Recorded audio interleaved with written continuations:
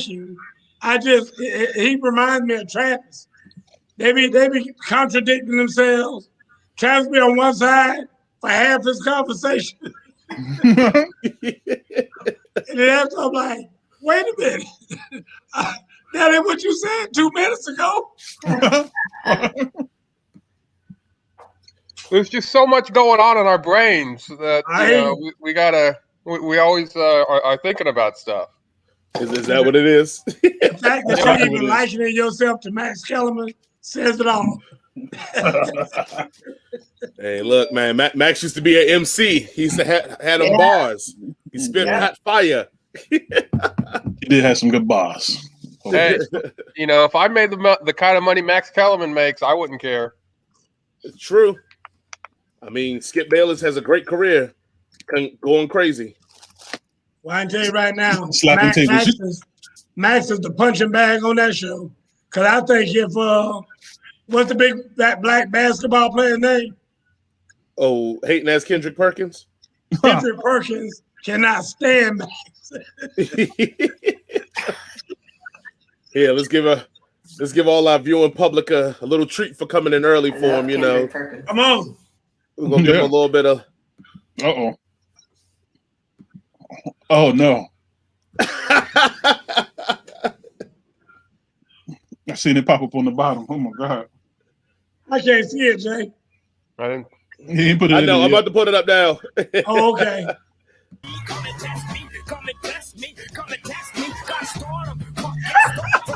Look at Travis' role model. That's disrespectful. Travis, when you can do that, we're going to give you your own show. Oh, my God. So nice he had to eat twice. Yeah. What are you talking about? Oh, my goodness. Whenever you can rap like that, you have your own show. Oh, let me get a napkin to clean this blood off my ears real quick. Oh my God! They call me Master T. Come on, man. Travis, you're on the show with 4 black folks. You can't say he call you Master T, bro. Master T. Yeah. You done started something. Coach gonna be calling you that every week. Coach ain't gonna call him that. Then he let Travis be his master. Oh, I ain't think about it like that. Oh. I'm gonna tell them they call me Django.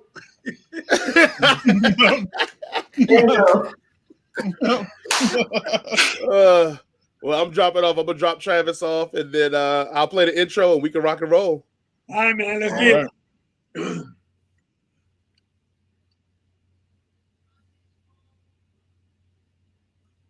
With a better basketball game. Play the clock. Oh, you already know what it is, man.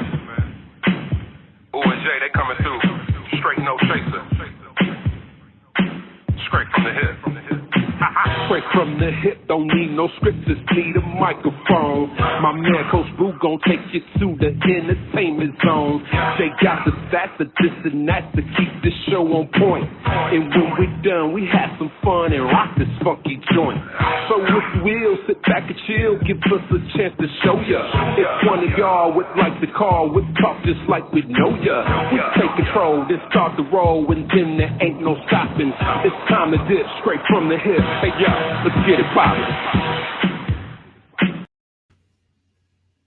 It's like that, and that's the look at everybody dancing. All of us dancing. Ain't that something else? Welcome to Straight from the Hip. I'm your host, Coach Gerald Boo Mitchell, coming to you live from the exalted Imperial Palace on Black Mania. Here with me also we have Big Irv. What's going on, Irv? Not much, brother. How's everything going? Irv in Chocolate City. That look like a chocolate Straight from the Hip shirt. I saw you holding it. Where you get that shirt from? I had a special delivery. I hear you.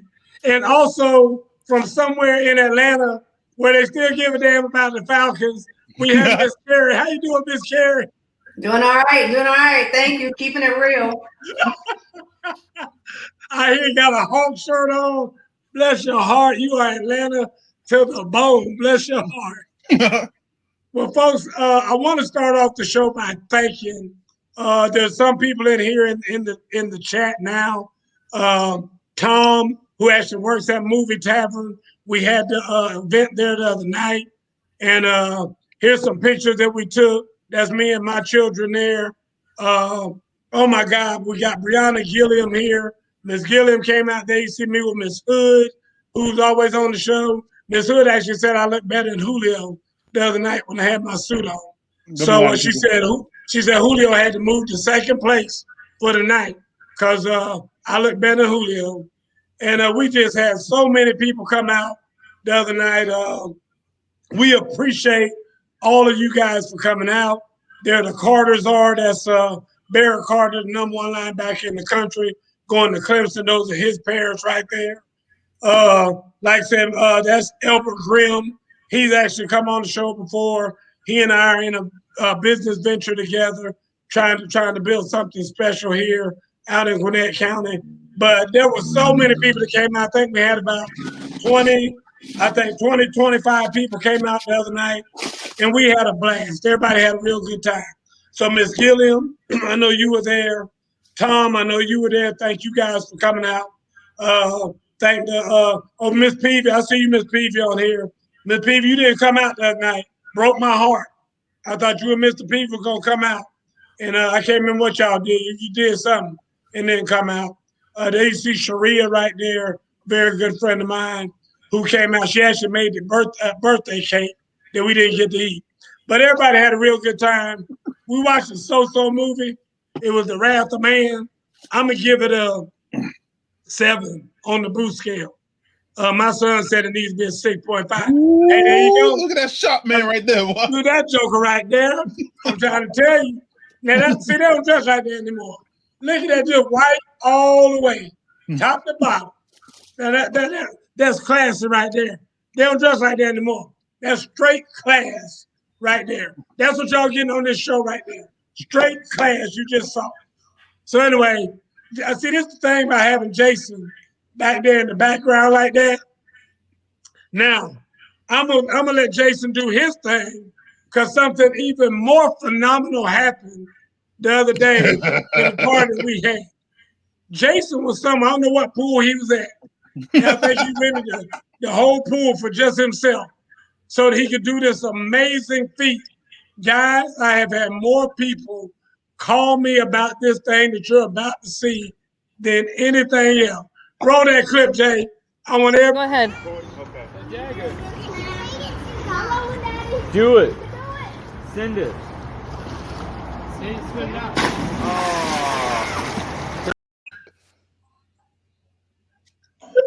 I'm sorry. I'm sorry. That's good, Jason. Hey, look here, man. That's taking care of business right there, man. Put the money in the hat. Put the money in the hat. Let me tell y'all why that's amazing. I saw that too. Let me tell you something. Dude, when he first said he was going to do that, I was like, this show going to hit flat on his back. It's going to be in some serious pain. And I'll be damned. I'm going to tell you right now, I could never do what Jason just did. I've never been able to turn flips in the pool, off the diving board, none of that. Jason, that was amazing to me that he did it. I'm telling you, I've watched that clip 100 times at least, and I have no idea how he pulled that off. I agree, Mr. Butler. I'm giving him a 10 for that too. Yeah. That is a definite 10 for me.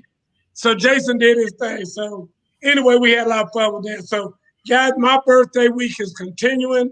Next stop, Dynamic Cycles Studio in Duluth, Georgia, tomorrow night, 7:30. I got a bunch of people coming. We're going to do a spin class together. We've done it there before. We all had a real good time doing it. So I got people coming out the woodwork. Friends are going to come by. We're going to have a lot of fun. We probably drink some mimosas. You know, we go there to be healthy, and then we're not healthy after it gets done. You know, we drink like cake and eat donuts and drink mimosas and all that stuff when we get done. But it's just having fun. We just want to get together and be able to, you know, love on each other and do some stuff like that. So anyway, Is that it, Jason? Oh yeah, that's it. There you go. Yeah, that's Dynamic Cycles right there. That's when they do the class outdoors. They bring all the bikes out. That on the left right there is the actual indoor facility that we're going to be at. So again, we've been there before. We had a real good time, and we're looking forward to going back in there. So Dr. Sade Samuel is the owner of the place, and she's also the lead instructor and whatnot. And again, guys, it's going to be a lot of fun. So Miss Carrie, you might have to catch that Uber or catch that train. Come on up. Let me pick you up from the station up here. I think they'll drop you off over there at Discover Mills Mall. And the studio's only about 5 miles away. And so we'll get you over there. Have a real good time. That sounds great. There you go. All right, folks, let's move right along. And I'm glad that Miss Carrie is here today because, man, do we have to talk about the Atlanta Falcons. Uh-oh. Let's first talk about Matt Ryan because Matt Ryan, in a lot of people's minds, not just mine, is one of the problems with the Falcons. Now, I know there are diehards like Carrie who swear that Matt Ryan's the answer and whatnot, but Matt Ryan issued a statement saying that he got a lot of ball left in him. I mean, he feels like he can be the Falcons quarterback for at least another 6 seasons, I think somebody said. So, Miss Carrie, we're going to start with you ladies first and let you talk about how you feel about Matt Ryan and his comments. Well, you know, it's been a long time since I heard a man say, I can only go for one more. So, whoa. This is a family show. This is a family show, Miss Carrie. I asked Jason, and he said I can go there. So, I'm not surprised that he says he can go for that long. You know, I don't know. Nobody of his caliber says that they're done. They need us to believe in him. So we're just gonna roll with it. I think if he thought he really had 5 or 6 more years, maybe he'd have taken a pay cut to have the support around him, like Julio Jones. Amen. But we'll see. If Julio goes, I hope he goes to a contender. I hope he goes to a contender. Let me ask you this: do you think, as a fan, Matt Ryan can be your quarterback for 5 or 6 more years? Dog years. I hear you. No. I hear you. I'm with you on that. Herb, talk to me. How you feel about it? Look, as a fan of another team in the NFC, go ahead and play as many years as you want, my guy. Especially after the last 2 years, after the Super Bowl he played. You know, when they say you get that Super Bowl slump? Yeah. Yeah, he hit it for a couple years now. I don't know if he's gonna get out of that, but anytime you got talent like you do around you and you're not performing the way you should be, I don't know how many conversations we're gonna have about how many more years you got left. Here's my thing, and I know part of his statement was, I got a lot of good football left in me.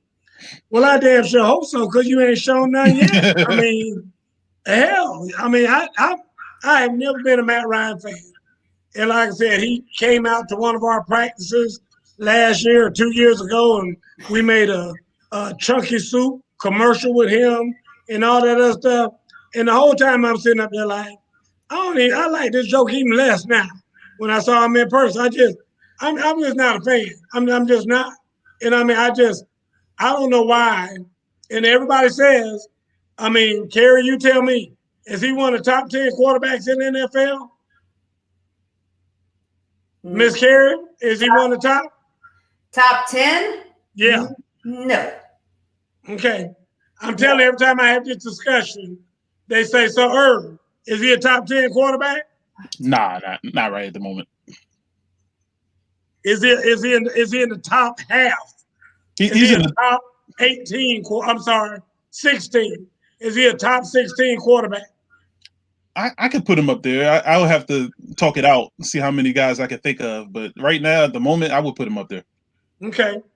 Well, the other story dealing with the Falcons that we need Miss Carrie to comment on is everybody's favorite player, Julio Jones, and I say that because every time I talk about Julio, I get crucified.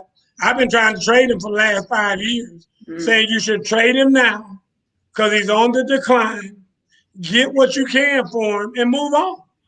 And back then, getting what you could for him would probably be a couple of first-round picks, maybe. Now, you can't get a couple of 7th-round picks for him.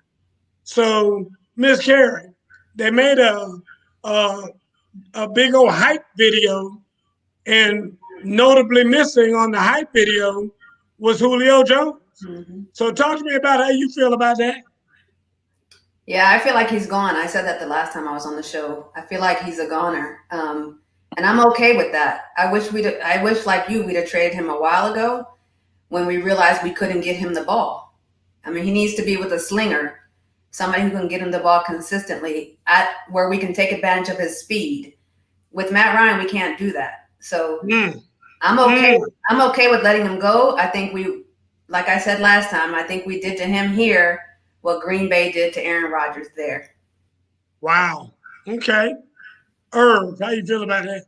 And I'll throw another team in there that jumped the gun and did a good job. It was the New York Giants with Odell Beckham. They did the same thing that you guys have been talking all the time. They get rid of him and get what you can while he's still in good standing.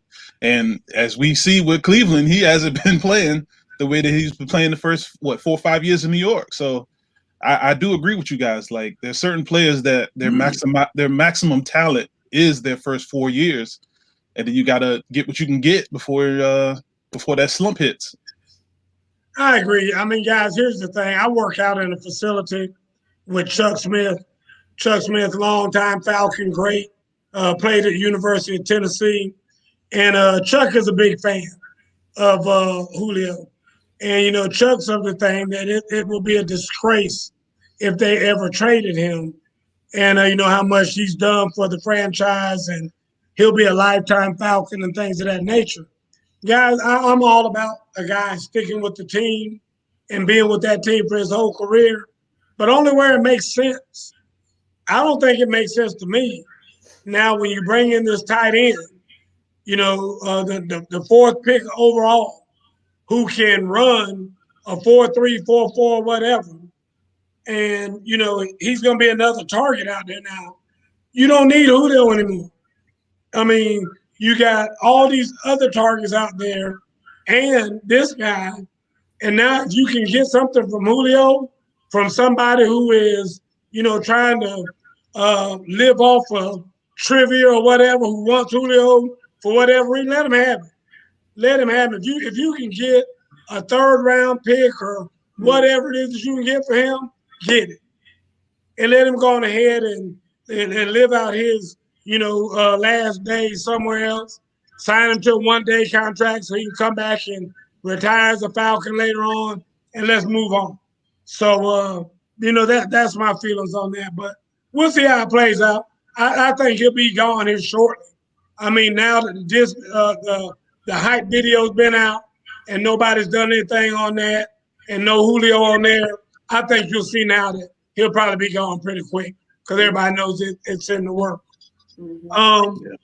Speaking of another NFL quarterback, let's talk about Deshaun Watson. Is it just me, or is anybody just kind of freaked out at how this whole thing is made kind of a turn, if you will, in that now the attorney for all those women is saying, our case isn't looking as good now as it had looked before. Did y'all hear about that? Anyway, the attorney for all those women said now that he's a little bit of concern about this case in light of the fact that they found out that some other lady was doing some kind of extortion thing to some players that had been caught doing that. And it was the same thing, a massage lady that had a big extortion thing going on some NFL players. So I just don't know how this thing is going to end. Is it just that training camp is going to start and Deshaun's going to be out there throwing and everybody's going to be like, okay, well, let's move on. How do you move on from this if you're the Houston Texans? I'll start with you, Irv. Honestly, you got to cut ties. No matter what the outcome is going to be. I mean, it's already putting a black cloud over the whole situation. There's certain teams that decide not to cut ties with players when they go through certain situations. But normally you gotta pass the player on and let them have a fresh start. Well, how do you cut ties though if nobody wants you? Where does it go? And then that's the crazy thing, because at this particular moment, we're past the draft. Free agency already got to the point where everybody got who they want. It's going to be kind of hard trying to find a trade partner for anything for this year. Miss Carrie, how do they move on past Deshaun Watson, or what do they do with Deshaun now? I don't know. From the team's perspective, I don't really know how they can move forward with him on the team, but I don't know how they would cut ties. I think that from the overall perspective, I always want to believe the women, right? But it looks like the same situation that happened. Look at what's his name? Albert. Marv Albert. Yep, him and Jerry Jones and Robert Kraft and Ben Roethlisberger. Yeah, Roethlisberger. Right. They figure out a way to take care of the righteous. So I figured at some point they were either gonna crucify this dude, or it was gonna be found out that a lot of this was manufactured. So this is nothing new. But here's my question to you, especially as a female. Even if it comes out that a lot of this stuff was manufactured or whatever, if you're a lady and you're living in that city, or as a female in general, do you believe that it could be possible that all of that 23, I think got up to 23 women, that all of those women were lying? I mean, are you okay with that, or is that an acceptable end for you? I mean, an acceptable end? I don't know. I think it's possible. I think that dollar makes a lot of things happen. Okay. And when it first came out, I was like, man, this is too much. It's too much of a coincidence. I don't want to play for you. I'd rather retire. Boom. Guess what we found? I mean, where were these cases before he decided he didn't want to play for Texas anymore? So it's sad to me, because there are women out there being taken advantage of whose voices need to be heard. But there was a lot of coincidence around this one, man. And there's a lot of money in the NFL. Those owners got a lot of money. They can make shit happen. Well, here's my thing, and this is why I hate when this kind of stuff happens, because I personally feel like if you're the player involved in this, your life is never the same again. Because no matter where you go, no matter what you do, even if you're totally innocent, there's always people looking at you differently from the way that they did before. Because, people say, there's all these little sayings about, well, you know what they say about every rumor? There's a little bit of truth in every rumor. So how much of that is true that really happened to him? And, there's her side, his side, and then there's the truth, blah, blah, blah, blah, blah. But now his name will forever be logged and tagged to this event. And I just think that's very unfortunate for him. And I think that it's always going to be more or less a stain on his career. When they're talking about Hall of Fame, they're going to say, well, he had that one thing, them 21 women ain't going to lie. 23 women ain't going to lie now. I can see if it was, maybe 5 or 6 of them lied, but I guarantee you, and it's like I said, it's going to be always those kind of people out there. So again, I really, really hate this for Deshaun and his family and for his career. I mean, at the end of the day, it's his career that this is going to affect. I just can't wait to see if he plays this year, where he plays this year. Is all going to be a very interesting story to follow. So we'll keep our eyes on that. Okay. There are some evil things that people do in this world, and then there are some even more evil things that people do in this world. Guys, this next story, and Irv, I'm coming straight to you for your first comment. I'm gonna let you comment on this first. They had a guy named Jontavious Bryant. Y'all hear about this cat? Austin P University got a hoax put on him by saying that he had been picked up as a free agent by the Atlanta Falcons. Got a call from a 404 number in Atlanta, somebody saying they worked with the Falcons, that they were going to take him as a free agent, and gave him all the details about where he should report and everything. And it was a hoax. He gets there, and the Falcons are like, dude, nobody from here calls you. So, at the end of the day, it was a hoax. And now Jontavious is out in California trying to be in a camp out there to see if he can make it through that avenue to get up into the NFL. Irv. Now this sucks because now you're messing with people's livelihood. So I really, truly, truly hate things like this to come up. Now, I don't know if it was true. I did kind of hear it before we started the show that the Falcons decided they heard about the situation and was going to give him a tryout anyway. I didn't hear about that. I heard that he's going to try out, like I said, out there. He was going to a combine out in California. Okay. And a lot of people were paying for his hotel room while he was there. Somebody paid for the trip out there. Somebody was going to pay for the tryout itself, et cetera, et cetera, et cetera. Okay. Because they felt bad for him that he had been duped that way. Okay. Yeah, but that's borderline. Like,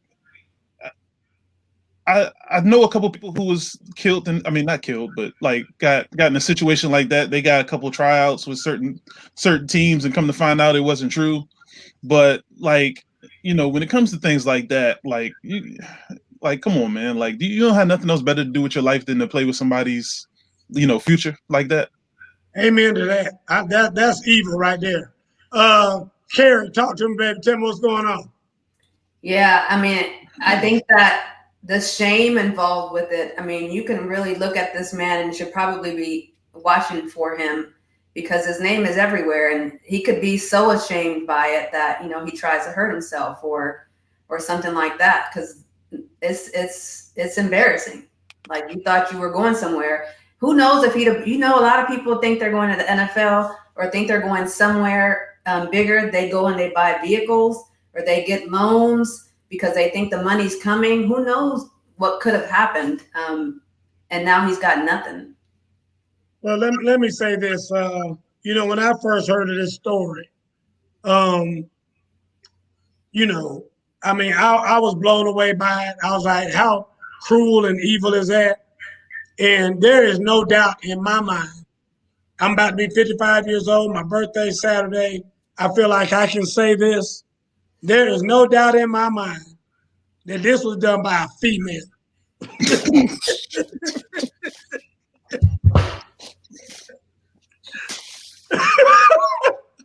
Nobody.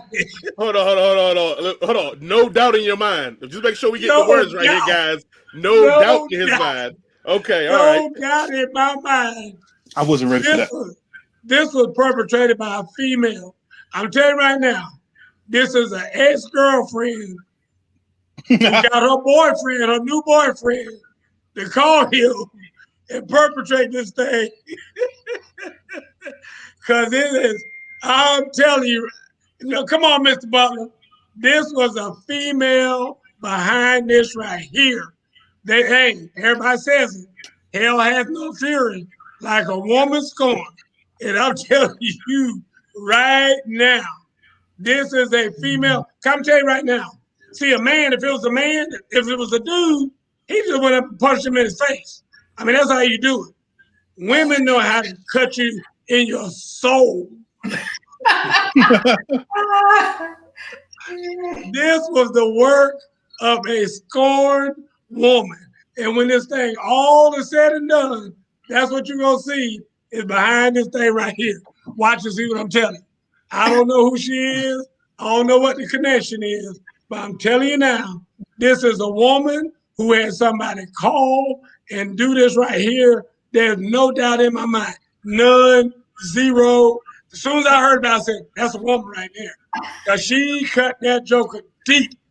And only a woman, only a woman can cut a man that deep like that right there. Use your white voice. Use your white voice.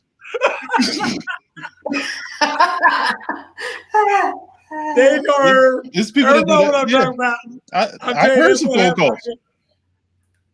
All right, we're going to switch gears right now, and let's take a travel down to the NBA. Guys, right now, there are games actually going on right now. Ain't no game going on right now. And it's over. It's over already. We're not going to talk about that first game. That's done. Ain't nothing going on right now. Well, Herb, I'm going to let you take over. First, talk about the play-in games themselves and how that works. All right, so right now, the NBA has a setup. Mainly, I think it's a money grab, but it ended up being something that has been very catchy, and it's the play-in games. So it's given 2 extra teams an opportunity to actually make it into the playoffs, the 9th and the 10th seed. The catch is they have to play against each other for an opportunity to play another game that is the loser of the 7th and 8th seed. Now, the 7th and 8th seed game, if you win, you're in as the 7th seed.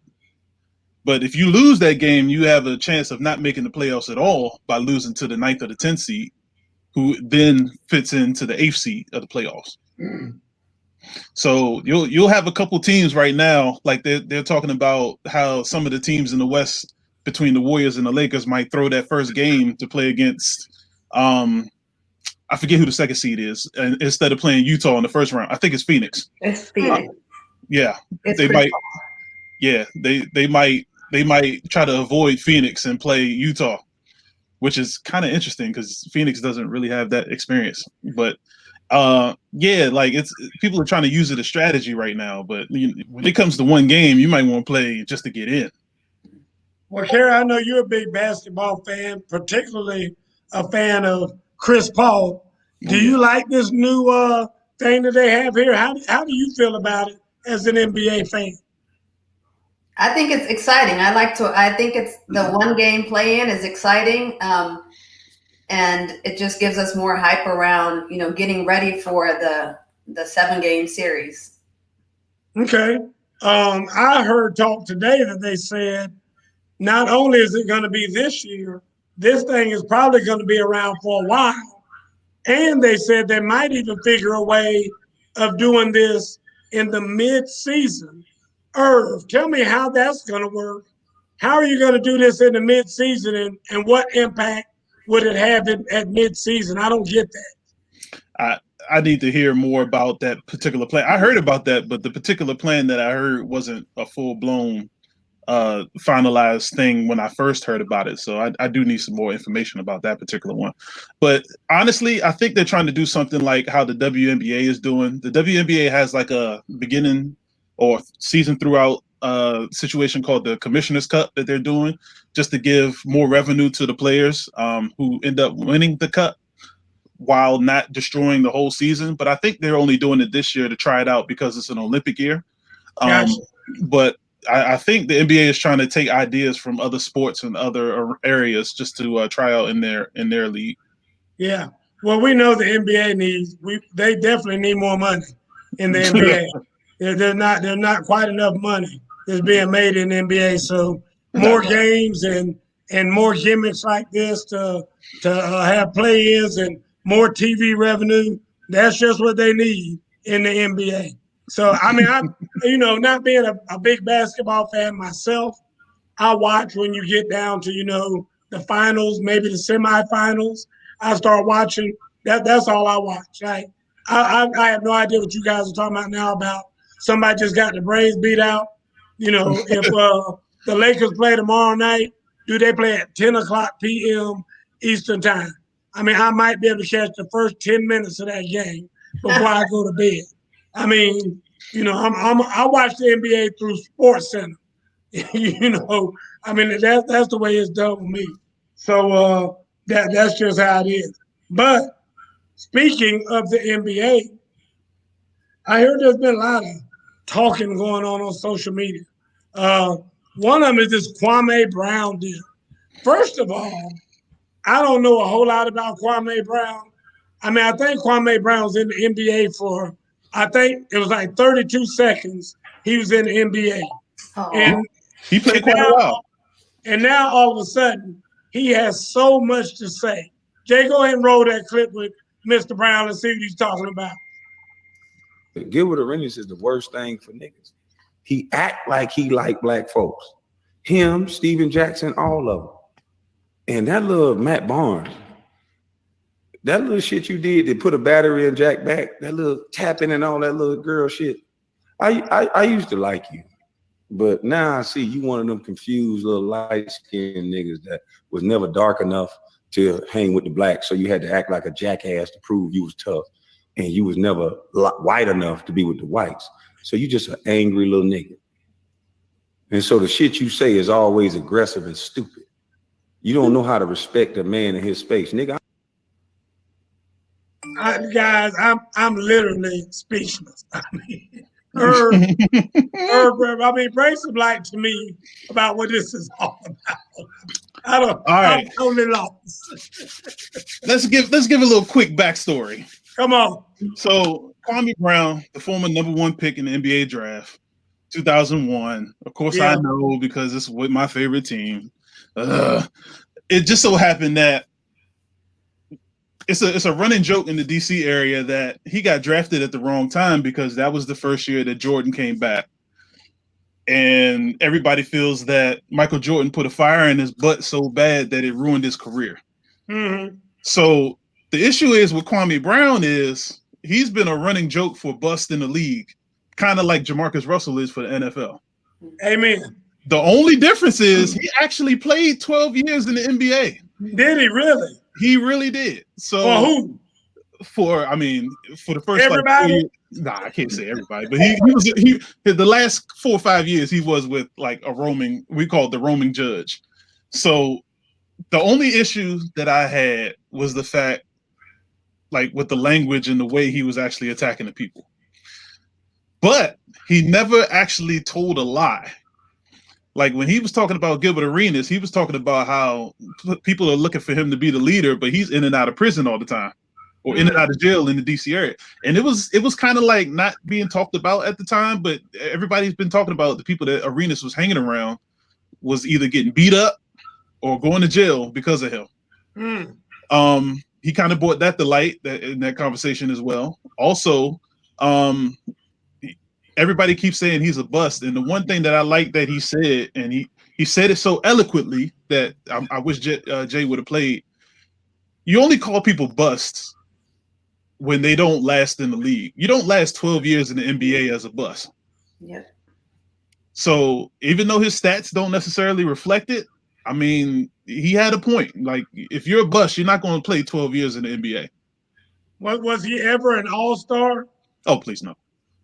I mean, that's what I'm saying. I mean, when you're picked #1 overall, and I mean, you're never an all-star or you never win a scoring title or anything of that significance. I mean, yeah, you're spending 12 or 13 years in the league because you're 7'5" or however tall he is.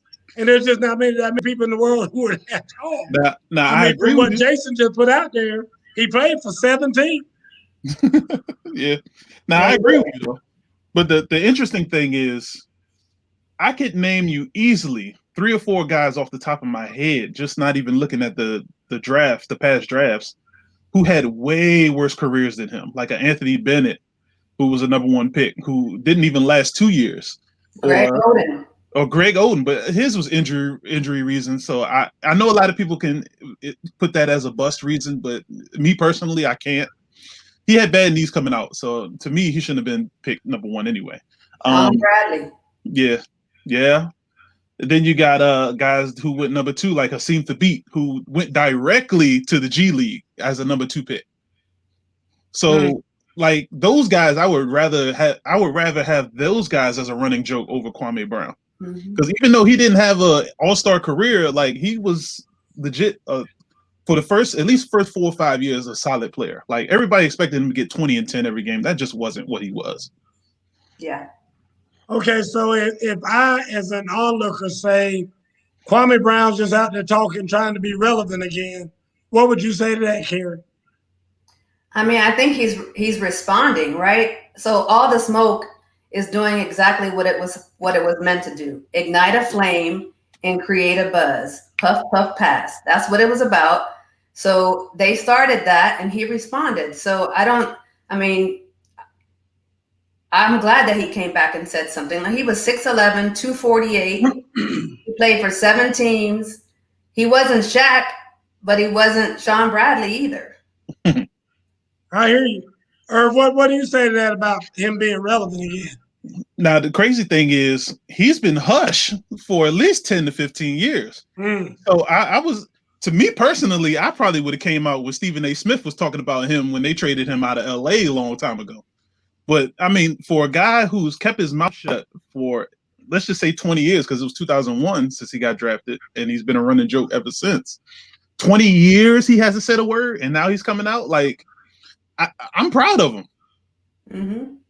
Yeah, I hope he doesn't get into it with Stephen A. Smith, because, I mean, the thing about it is, fair or not, and you can like Stephen A. Smith, not like him, but he's got the power of the media behind it. Mm-hmm. So, I mean, you can say stuff over and over again, and people aren't going to listen to you at some point. But, Stephen A., they're going to listen to Stephen A. every day.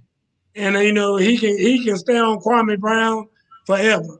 So I hope that, cooler heads will prevail and they'll let all that go. But I'm sure we'll probably hear something back from Gilbert Arenas and Matt Barnes and, whoever else he's talking about. So, whether or not you want to, we'll stay tuned to that to see what's going on with that. My favorite quote was when he said, "Becky with the good hair." He said, she chose, man. She chose. Shout out Matt Barnes. Oh, and he called Matt Barnes again too. Ooh. Yeah. Oh my gosh. Talk about where was that battery in the back when Derek Fisher had your wife? That was terrible. Oh my God, that's bad. Exactly. That is really bad. That's another story that I want to talk about is and we alluded to it last week. The 25th anniversary of the WNBA, and I need me one of those shirts. I gotta get one. I like those shirts they got, commemorating that and whatnot. And it didn't really hit me that I sat back like I didn't really realize they've been around for 25 years. I mean, that is a long. I mean, the fact that they're even still in existence, I mean, to me, speaks very highly for the league.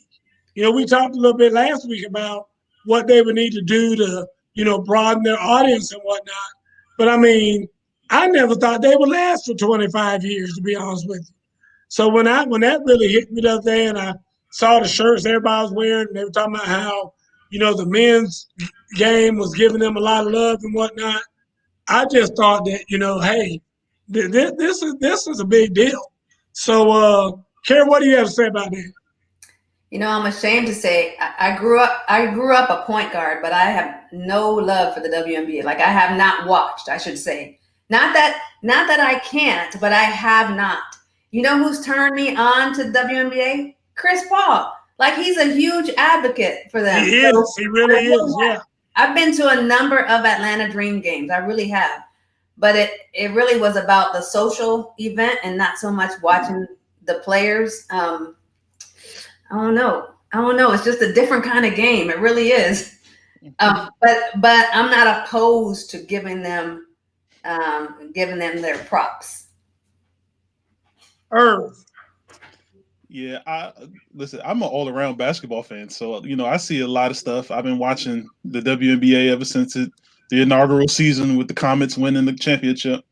I kind of tell everybody, a lot of people that know me very well know that I kind of had an advantage following women's basketball because my mom played women's basketball. So, so of course I fell in love with watching women's basketball early. So that was my boost to continue watching it. Like, I got it on TV right now. I'm watching the Mystics playing Phoenix right now. But to me, I like to watch it because the style of game is the type of game that I play. So outside of the fact that I can jump out the gym, but it's the style of game that I like to play. Everybody touches the ball. Everybody has a plan. Everybody has a role. Whereas you watch the men's game and it's just like, okay, I got the ball. I'm dribble. Look how fast I can dribble. Oh, look at my no-look pass. This. That's not the type of basketball that I enjoy watching anymore. Like, it's good to see every once in a while, but it's like you're watching good quality basketball right now. That's the main reason why I watch. Well, guys, I'm gonna tell you this. I got into watching the game the other night with Sue Bird playing in it. Dude, I mean that woman. She's like that lead Steph Curry. I mean, I saw her hit about 8 3-pointers, and I mean the woman is 40 years old. I mean, she looks like she can play till she's 50. I mean, I'm telling you, they have got some very talented women there. You're seeing some clip from a special they had on the other night. And one thing that I really love and admire and adore about this league is that these women are united. And when these women get together, they are so strong about when they want to talk about social justice or whatever it is they want to talk about. When these women get together, I think they are the strongest league out there when it comes to leagues as a whole, because when they don't care what anybody has to say. They don't care if they're going to take them off the air. They're like, listen, we're going to wear these T-shirts, and damn, they said nobody better say anything about it. But that's how they are. And I love that about them, that they unite and they get things done more so than any other organization that I've seen out there. They're looking there at some of the shirts that they wear. Go ahead, Carrie. Yeah, Black women. I mean, that's our culture in general, right? They get it done. I agree. I think that for me, I didn't grow up with the same advantage that Irvin grew up with. Like the only thing you saw on TV was men's basketball and UConn women. And that got old. It really did. And so I was turned off to the college game. But nowadays you see more and more teams that are doing better at the college level, females, and then you want to follow those females when they come into the WNBA. So I think that the better the NCAA does for women's basketball, the bigger we'll see the WNBA be. Okay, just for the record, I was okay with UConn basketball. I like seeing them UConn team. I love seeing them UConn team molly-whopping everybody. I like that. I like seeing Gino out there pushing them girls and hey, I'm a UConn guy. I like that. So don't talk about UConn too bad. Irv, I'm gonna give you the last word on the WNBA. Hold on, something just popped up on my screen. So the Broncos just cut another player who got hurt away from the stadium. Oh my God. But yeah, and then another thing that popped up on my phone, got a WNBA player getting ready to get a triple-double, 2 assists away.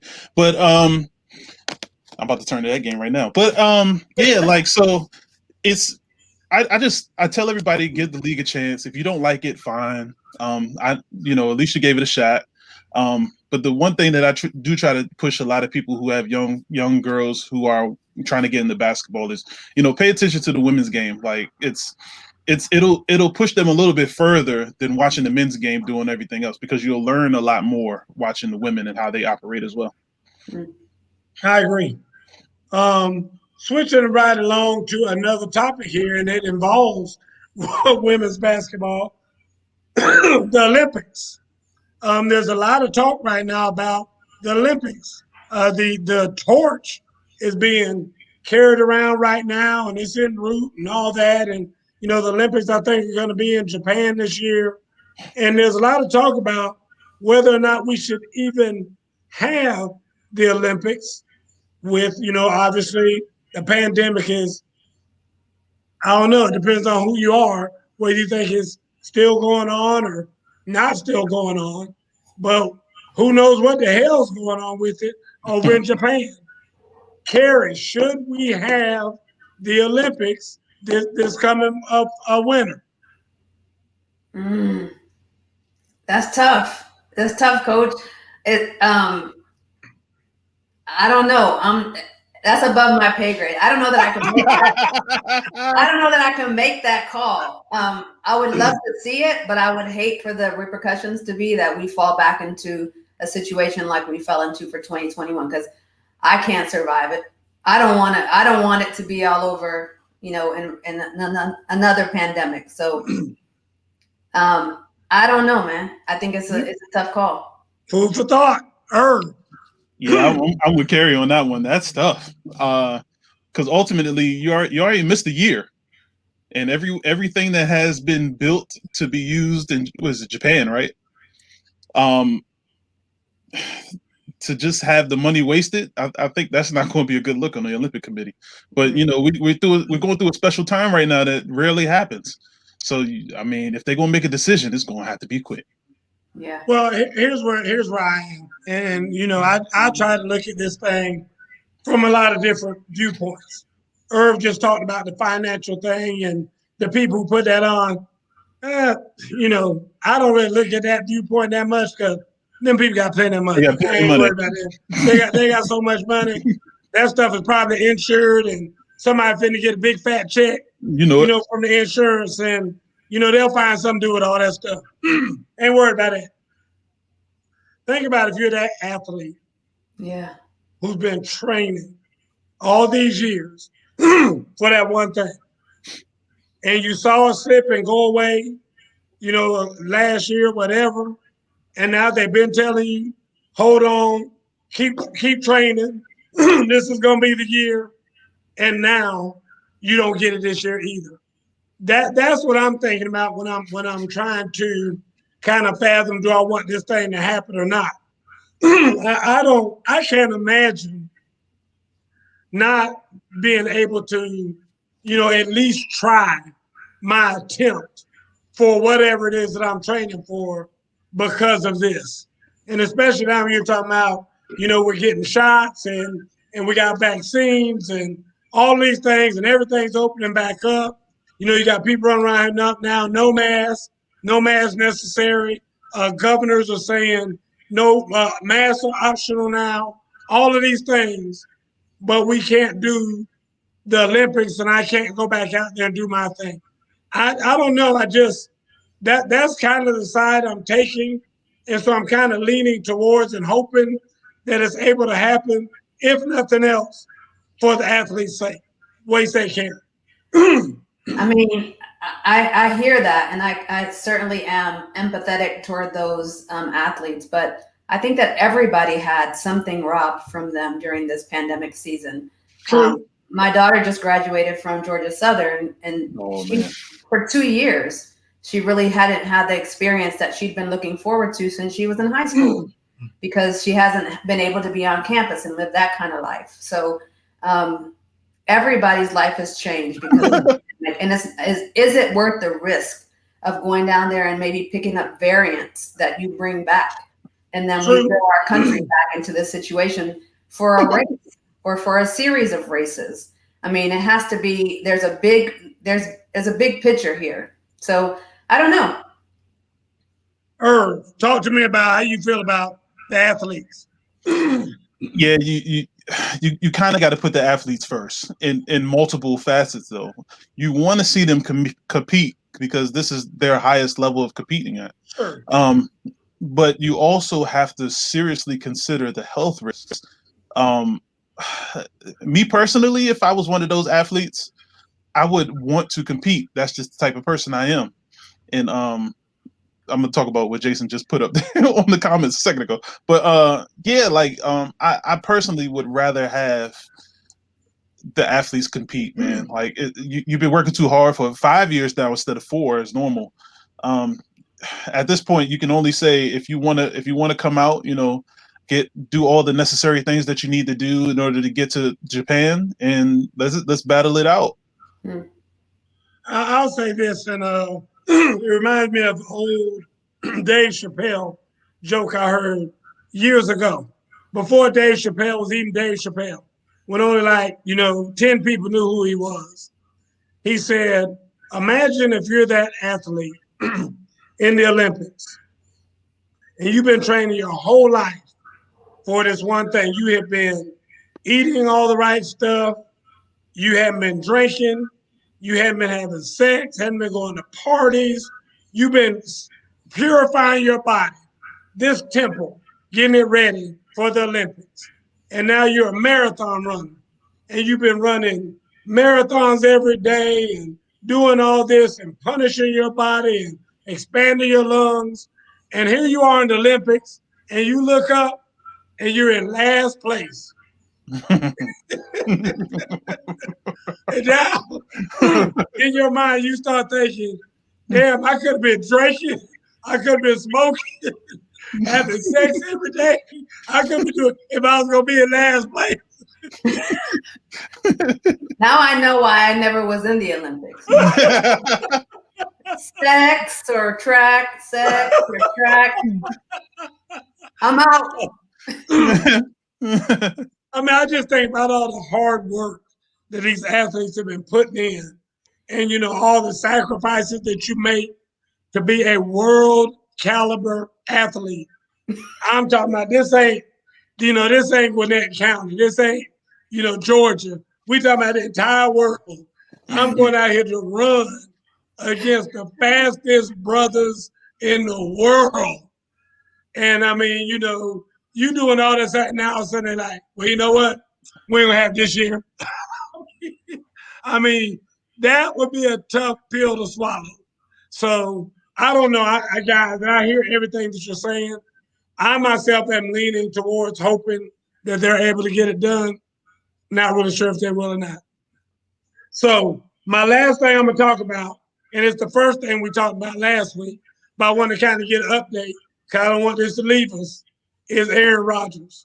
Guys, I really don't think it's gonna work out. I mean, the way it's looking, Aaron Rodgers ain't gonna be there. So my thing to you guys is, where is he gonna be? Carrie, we got about 5 minutes.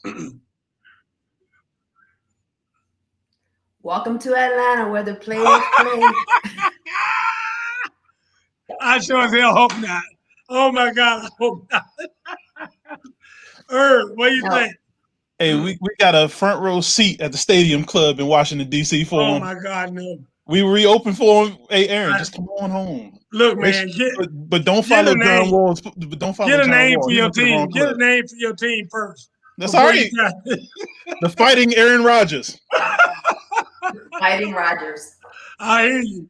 I don't know, dude. I mean, I would love to see him in San Francisco. There's been talk of him coming to San Francisco.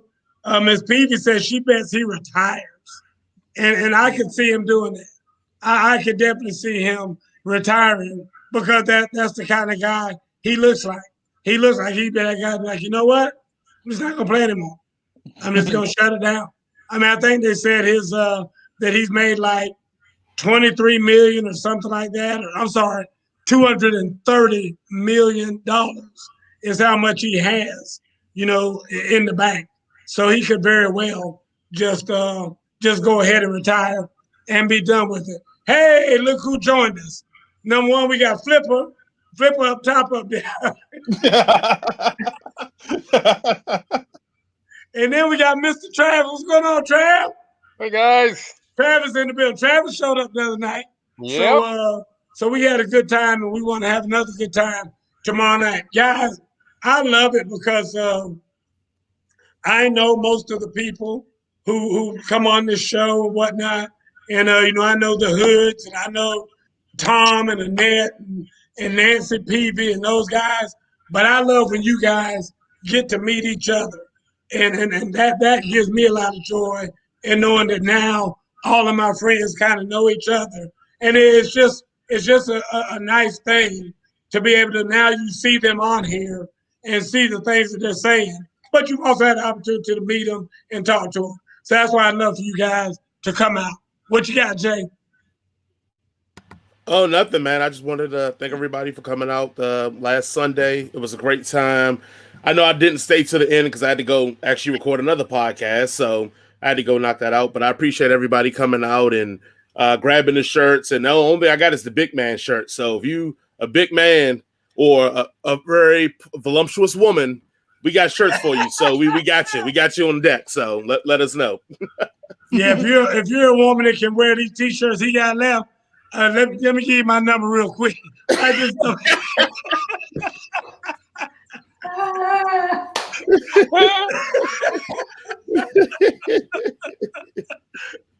No, guys, listen.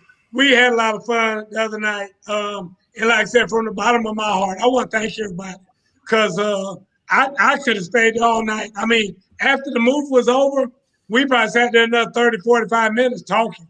I know Travis came up and told me he had to leave, but I was one of the last ones to go, me and my kids. And I'm telling you, we stood out there for another 30, 45 minutes just talking after the movie. So we had a ball. We're going to have another ball tomorrow night. Then we're going to have some food and drink over here at my house on Saturday, and that's going to be good. Like I said, a lot of other people are going to be stopping by and coming through. So I'm really looking forward to that. So, again, thank you all for being here tonight, as you are all the time. Thank you, Ms. Ham. Thank you to the Hoods and the Peeveys. Thank you, Tom, as always. Thank you, Mr. Butler, as always. We love you guys, and we hope to see you next week. Somebody please get Carrie a new shirt. That's why she's doing that. Trying to tell y'all that she needs a new shirt. She needs a new team, too. Anyway, we'll see you guys next week. Good night. That's just wrong for that. He was wrong for that. Good night, Miss Francis. Straight from the hip. We'll see you guys next week. Thank you as All always. right, man. Thanks, Jay.